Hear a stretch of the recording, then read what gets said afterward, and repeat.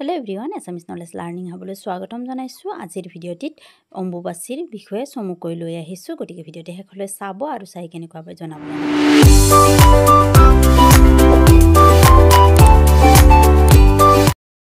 অম্বুবাসী হল হিন্দু ধৰ্মৰ লোকসকলে পালন কৰা এক ঋতুকালীন কৃষিভিত্তিক বছৰেকীয়া উৎসৱ। জনবিশ্বাস অনুসৰি প্ৰতি বছৰে আহাৰ মাহত মৃগশিৰা নক্ষত্ৰৰ 3 পাদ শেষ হলে চতুৰ্থ পাদৰ পৰা আৰম্ভ কৰি আদ্যা বা আদ্ৰা নক্ষত্ৰৰ প্ৰথম পাদৰ ভিতৰত পৃথিৱী বা মা ধৰিত্ৰী ঋতুমতী হয়। পৃথিৱী ঋতুমতী বা ৰজস্বলা হোৱা সময়খিনিক অম্বুবাসী বুলি কোৱা হয়। অম্বুবাসীয়ে পৃথিৱীত হ'ব লগা বৰষুণৰ সম্ভাৱনীয়তাক প্ৰকাশ কৰে আৰু ইয়াৰ পৰাই পৃথিৱীৰ উৰ্বৰতা বৃদ্ধি হয়।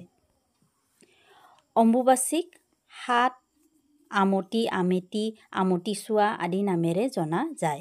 আহাৰ মাহৰ 7 তাৰিখে অম্বুবাসীৰ প্ৰবৃত্তি হয় আৰু 10 তাৰিখৰ দিনা নিবৃত্তি হয়।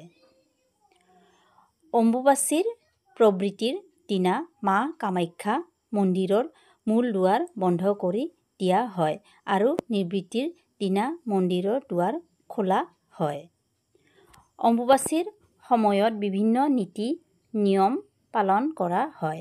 অম্বুবাসীৰ নিবৃত্তিৰ দিনা প্ৰায় সকলো লোকে ঘৰৰ বাচন বৰ্তন কাপোৰ কানি ঘৰ দুৱাৰ পৰিষ্কাৰ কৰে আৰু শান্তি পানী ছটিয়াই শুদ্ধি কৰে। সেইদিনা নিজৰ উপাসনাস্থল নামঘৰ মন্দিৰ আদিত প্ৰৱেশ কৰি পূজা পাৰ্বণ কৰে আৰু প্ৰায় সকলোৱে সেইদিনা ফলাহাৰ গ্ৰহণ কৰে। অম্বুবাসীৰ সময়ত মা কামাখ্যা ধামত ধুমধামেৰে অম্বুবাচী মেলা আয়োজন কৰা হয়। সেই সময়ত দেশ বিদেশৰ পৰা কামাখ্যা মন্দিৰলৈ পৰ্যটকৰ সমাৱেশ ঘটে। আজিৰ ভিডিওটি সামৰিছো। ভিডিওটি চাই কেনেকুৱা পালে জনাবলৈ নাপাহৰিব আৰু যদি ভাল পাইছে তেন্তে লাইক আৰু শ্বেয়াৰ কৰি দিব। ভিডিওটি চোৱাৰ বাবে বহুত ধন্যবাদ।